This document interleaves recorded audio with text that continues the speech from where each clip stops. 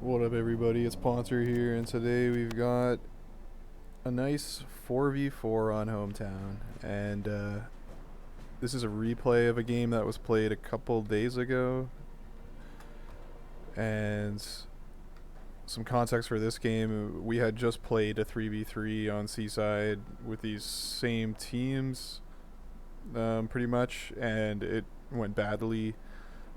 Basically, our infantry player dropped halfway through and we just immediately lost. So I'm a little salty coming into this, and I actually want to win the game. And I have a good feeling about it going in, mainly because we've got, yeah, okay, that was my plan, going double inf. Because dude is a good inf player, I'm an okay inf player, and I'm assuming because it's going to be a 4v4, they're only going to have one inf player. And we also have Demore on support. And here we go. So no air. Some people might think, oh, that's a mistake. But two infantry players, I think, is a very, depending on, it's map dependent, but like on Hometown, it's really powerful. Basically, my approach to inf has always been, I'm not going to be able to beat somebody in a 1v1 situation with infantry. I'm just going to assume that going into any game, unless I'm playing against somebody who is like a complete noob or has like brain damage or something. But if it's a 2v1 situation with two infantry players against one infantry player, oh, and that was so lucky, like 54 health. If it's a 2v1 situation, it doesn't really matter how good the other infantry player is, because there's just so much more inf that he's trying to fight. He's going to lose in the long term. And really, double inf is like, it's a slow burn. It kind of, unless you do something like this where you spread out and cap gas and cap saw really quite fast, which is definitely the right thing to do. And that's a critical error on their part to not push either of these sides very hard. But yeah, double inf, it's a slow burn. It's gonna win you the game in the mid game.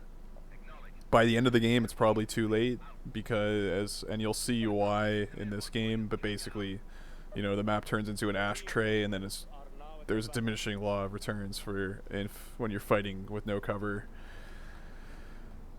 So yeah, and here we go. That's the other advantage of double inf, is you just have way more drops.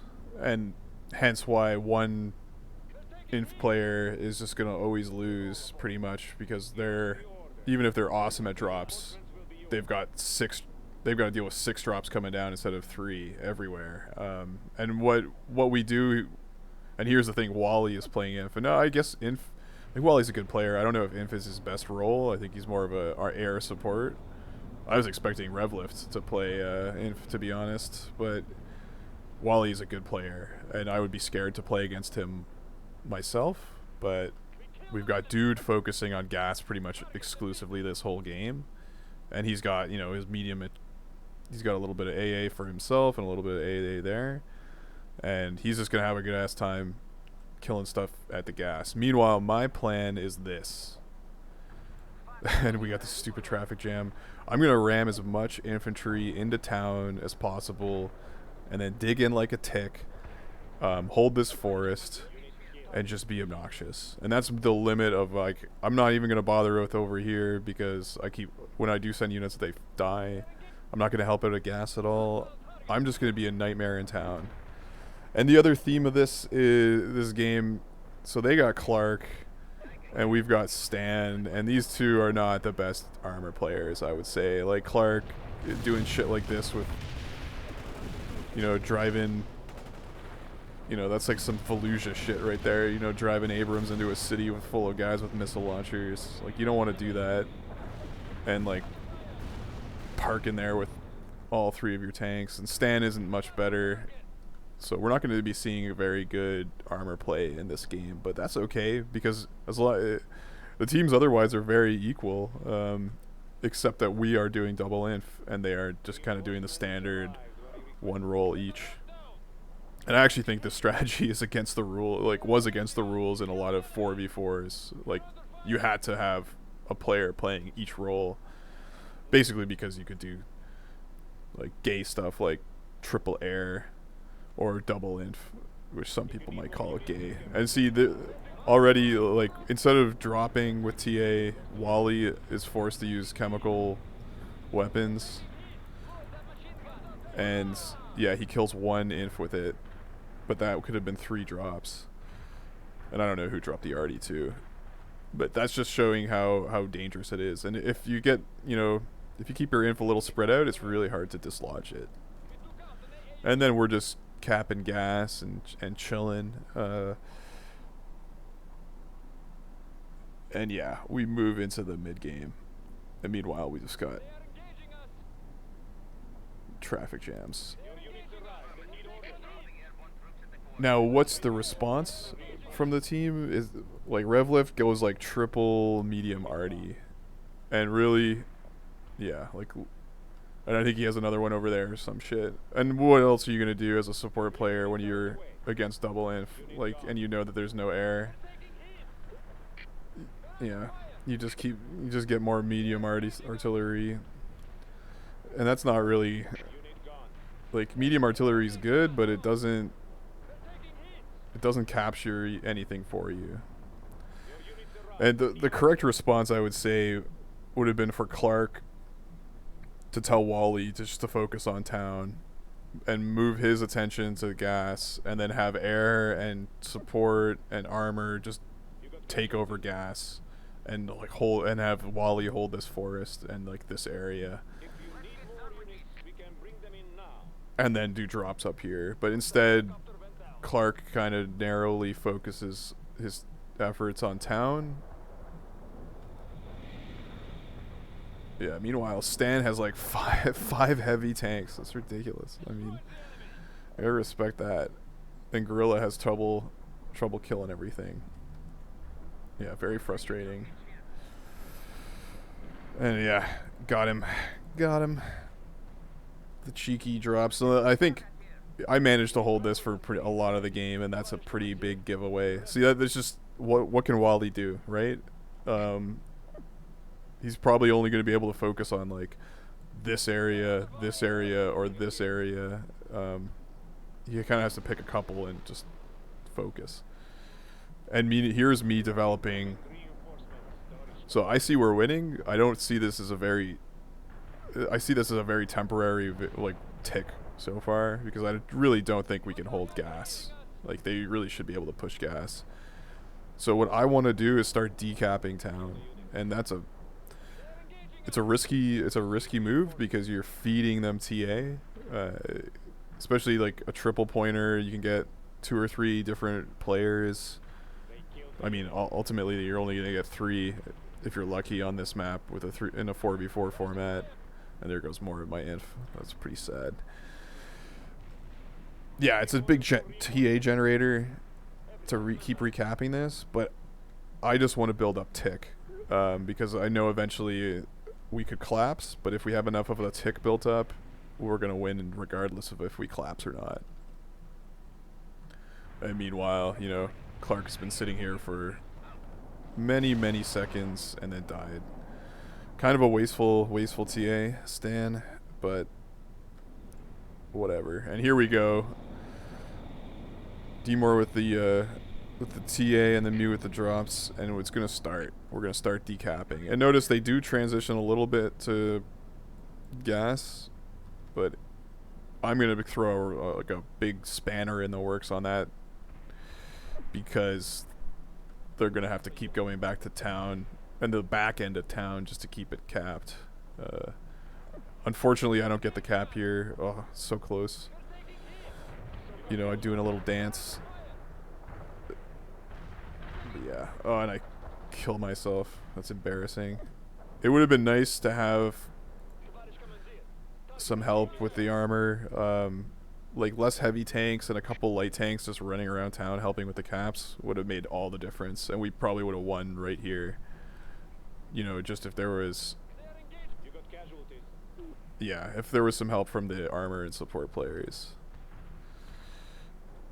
But the infantry's doing their best, and meanwhile we've got a fight going on over here. And this is the problem with going double inf is an air player would have cleaned this up in a second, but instead they get the cap because they can overextend and do whatever they want, and this is where an armor player is going to be strong.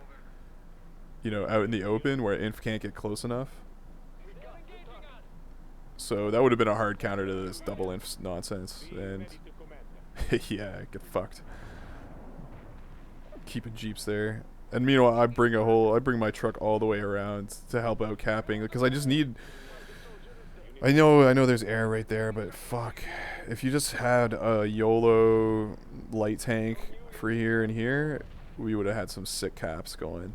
And that's just like passive armor play.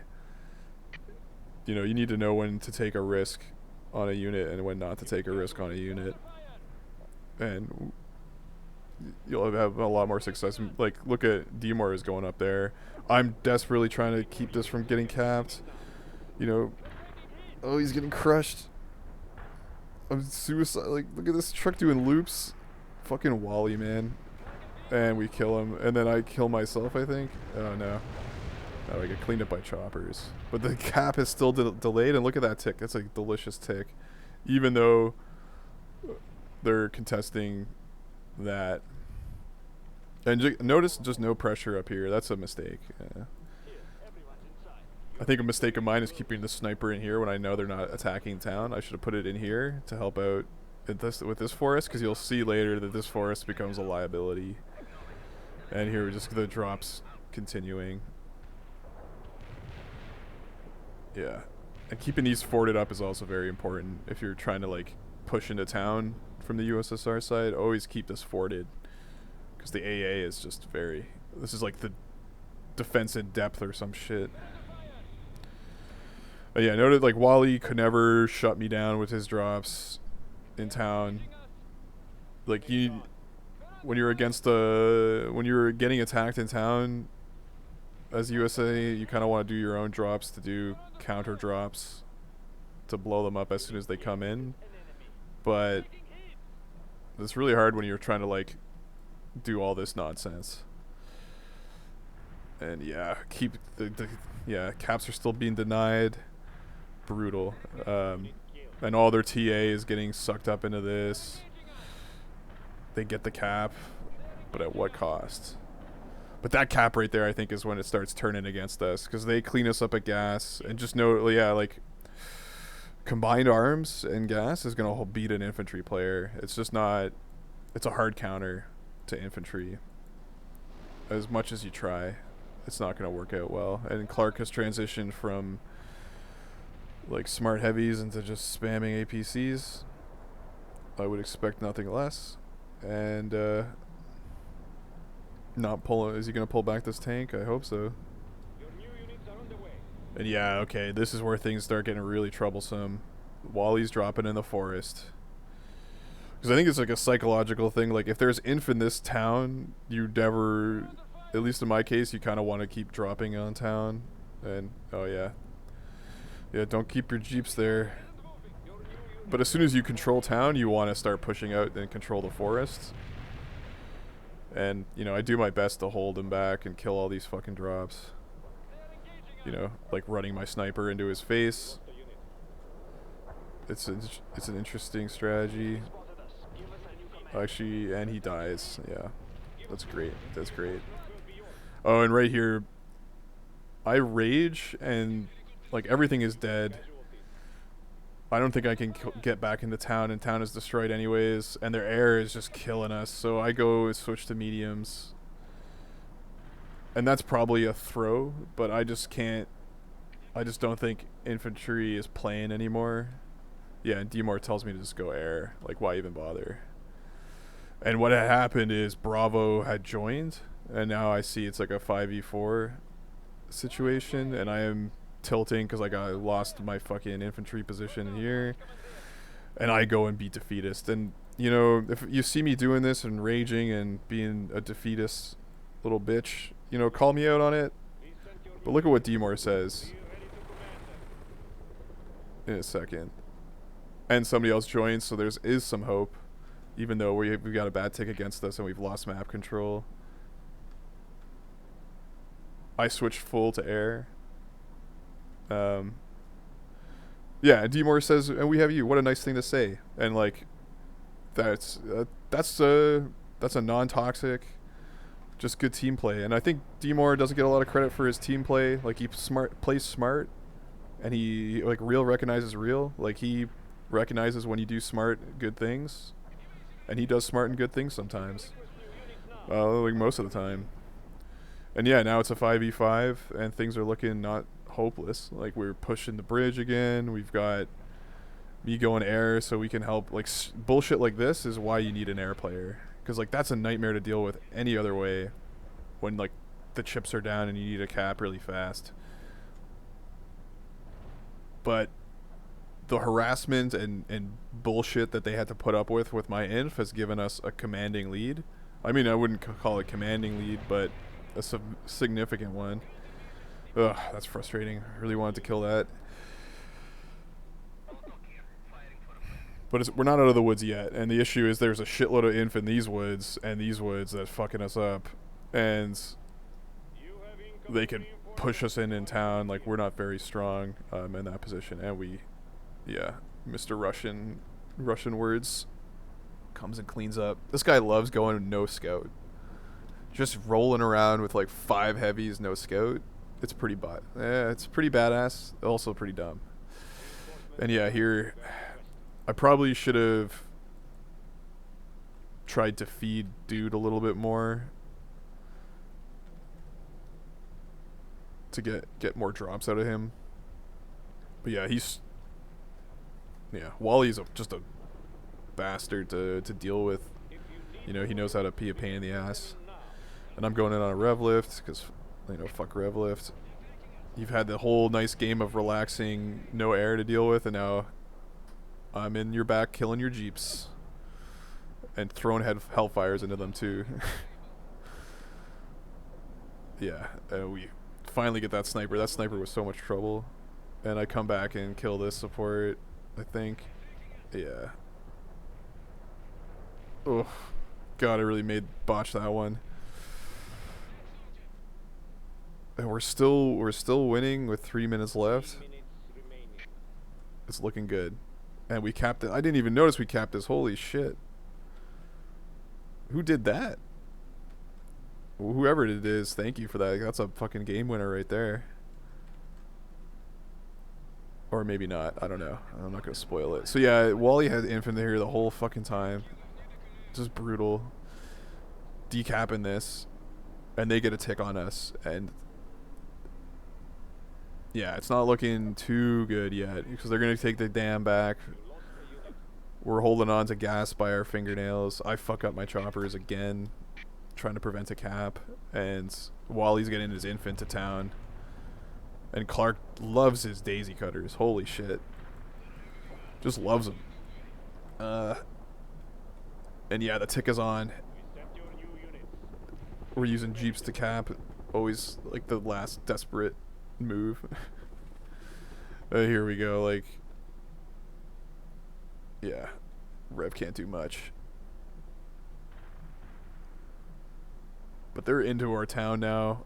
I got no choppers left. Just suiciding desperately. Okay, get that guy. But more tanks are coming, and they get the cap. Almost get the cap. Whoops. They got the bridge though. We cleaned up dam, and we're still holding gas. Thank God. The tick is getting really serious, but because, and I'm just gonna spoil it now, but like we win this game. It's a fucking nail biter though. Look at these inf coming in, but we have such a huge lead, and it was because we were doing all that bullshit in their town. I think that's, but I also didn't know about the dam, so I would think that helped a little bit, and of course holding gas, of course, helped a lot. But I mean, we edged them down, so it's probably a little combination of us successfully holding gas and then them and keeping them decapped in town for a significantly long period of time. Just built up enough lead for us, and then we coast to victory. Yeah, Rev lift amidst defeat. as his artillery are destroyed by this guy. Like, no scout. Oh, man. Thing of beauty. So, yeah, this was a good 4v4. I think the teams are even. Like, you can still have a decent game with noobs on your teams as long as the noobs are equally distributed. Same thing with, like, good players. If the good players are equally distributed, you're going to have a good game. But this shows the power of double inf. And I think looking back on all the competitive matches I played, I think that was the number one deciding factor is you have teams with good infantry players and then you use them correctly. And that's how you win a lot of Wick games. Anyways, that's been a decent 4v4. Hope you guys learned to spam the inf and not to lose hope, and that Dimor is a good team player. Thank you everybody for watching.